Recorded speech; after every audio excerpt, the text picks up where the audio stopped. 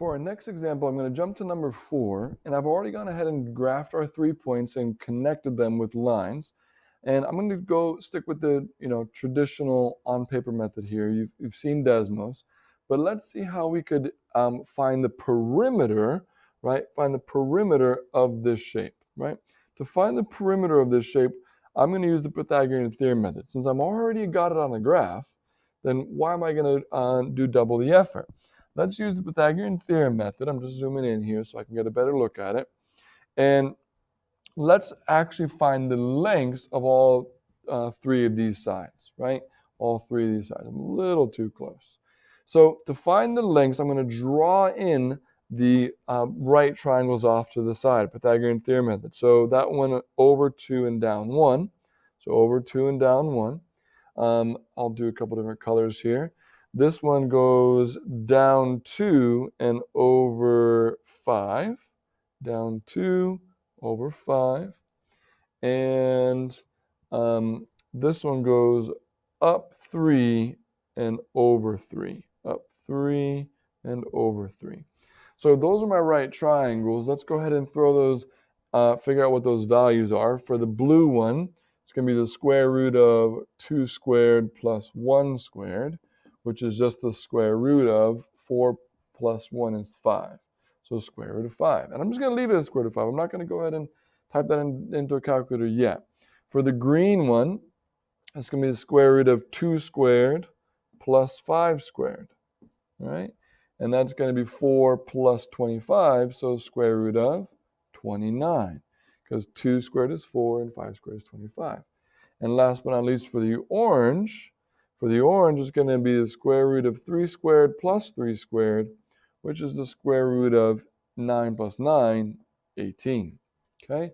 And so remember, what we're asking you to do is to find the perimeter. And the perimeter of a triangle is all 3 of these sides added together. So that's all we have to do. To find the perimeter, all we have to do is take all 3 of these, and I'm going to leave them as their square roots and add them together. Square root of 5 plus square root of 29. Let's get that to disappear. And last but not least, plus the square root of 18. And so here, I would not type these into Desmos until now. This is what we want to type into Desmos. So if we pull up the Desmos app, we can get rid of that last question. We've graphed our rectangle already. All right, we pull up the Desmos app, we can type that exact expression into Desmos.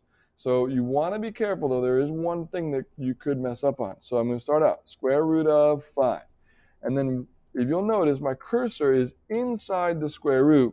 If I just keep typing plus the square root of 29, this is a big problem, because that square root of 29 is inside the original square root of 5. That is not what we want. Our square roots end. You can see that they don't go any further.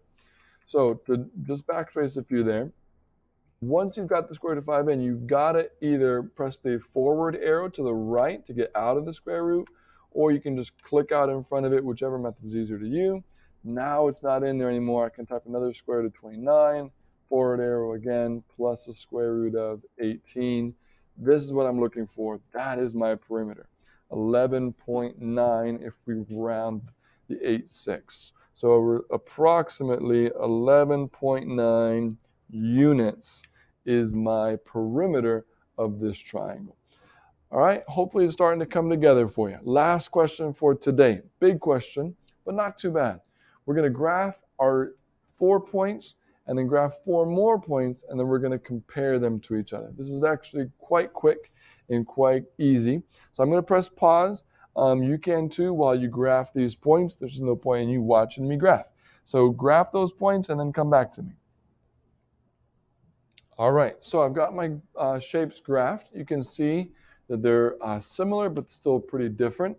I first want to identify what type of shape they are. So when you look at this red one, ABCD, this red one, it should be pretty obvious to you, but that right there is what is called a parallelogram.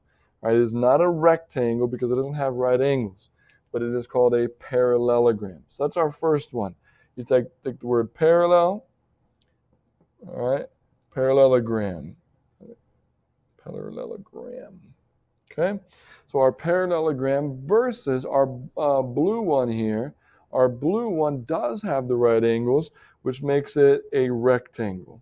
A rectangle is also a parallelogram, but it's more specific because it has those right angles included. So the question is, what is the perimeter for both of these?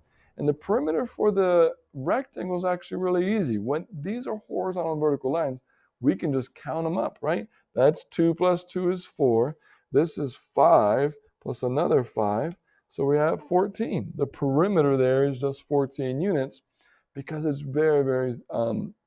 it's very easy to count. The red one, though, we can count these. These are both 5 and 5 as well. Let me zoom in on this a little bit so you can see what I'm doing. But we can't just count our horizontal lines. We've talked about that earlier in the unit, right? So we've got to do a little bit of math here. So if we draw our little right triangle off to the side, that's a 1 and a 2. So it's not too bad here. We do a little bit of math. We're going to have 1 squared plus 2 squared. That's basically just going to be square root of 5, right? 1 is 1, 2 squared is 4. So that's square root of 5. So these distances are the square root of 5. Both of these right here are the square root of 5. So if we go to Desmos and we type those in, we're not going to get the same number. So let's type those in. It was 5 plus 5. So 5 plus 5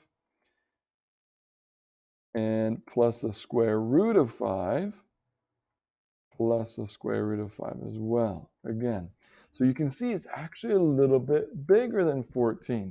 We're going to say approximately 14.5. So the perimeter of our parallelogram is actually a little bit bigger, 14.5 units versus 14 units. So it's really curious here is that their perimeters are not even close. They're close, but they're not the same. What do you think about the area? Do you think the areas will be different, or do you think that they'll be the same? So, well, let's find out. The area for the blue one is simply 5 times 2, right? So if we find our area over here, we just do 5 times 2. So my area is 10, right? And then you come over here, and you might be tempted to do 5 times square root of 5, but the square root of 5 is not the height of my rectangle, my parallelogram. The height is still positive 2. So this is also 5 times 2. So my area here is also 10. They are the same, right? They're both 10. So if I scroll down here just a smidge so you can see, so they are the same. They're both equal 10, right? They're both 10 units squared. So what's curious here is how you can have a different perimeter but the same area. So interesting thing is how coordinate geometry works. Kind of makes you think about how you create maximum areas, which is something that you'll learn more about in Math 2 and Math 3. So we're kind of laying the groundwork here for you as you move forward. Hope you have a great day.